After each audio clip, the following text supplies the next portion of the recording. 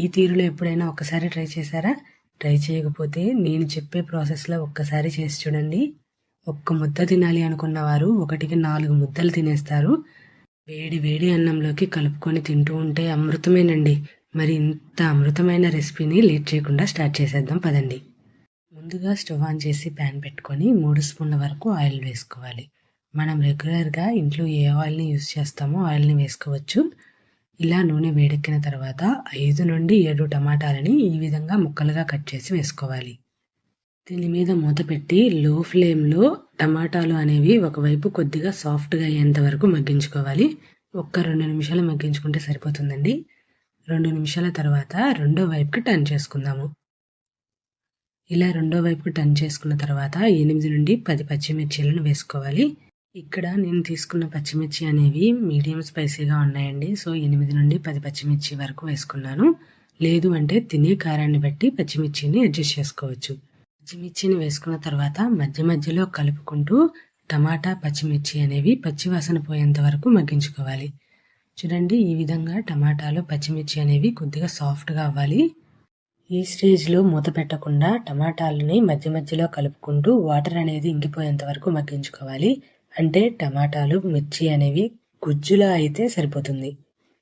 మనం చేసుకుంటున్న టమాటా పచ్చడికి టమాటాలు అనేవి పర్ఫెక్ట్గా మగ్గితేనే అండి ఆ రుచి టెక్స్చర్ కానీ ఏదైనా బాగుండేది.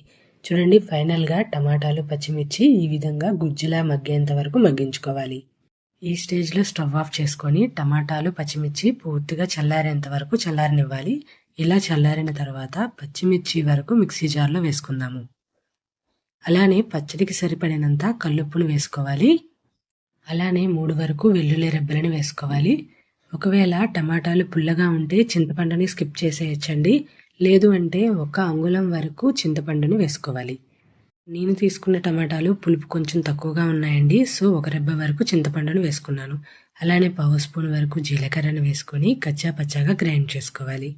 చూడండి, ఈ విధంగా బరకగా గ్రైండ్ చేసుకుంటే సరిపోతుంది. మరీ మెత్తగా గ్రైండ్ చేస్తే టేస్ట్ అంత బాగోదండి. ఇప్పుడు టమాటాలను కూడా వేసుకోవాలి. టమాటాలను మగ్గించేటప్పుడు ఎంత గుజ్జుగా ఉంటే పచ్చడి అనేది అంత టేస్ట్ బాగుంటుందండి. అలానే ఒక చిన్న ఉల్లిపాయని ఈ విధంగా ముక్కలుగా కట్ చేసి వేసుకోవాలి. ఉల్లిపాయని ఇష్టపడిన వారు స్కిప్ చేసేయచ్చు. అలానే కొద్దిగా కొత్తిమీరని ఈ విధంగా చిన్న చిన్న ముక్కలుగా కట్ చేసి 2-3 సార్లు పల్స్ మోడ్లో గ్రైండ్ చేసుకోవాలి.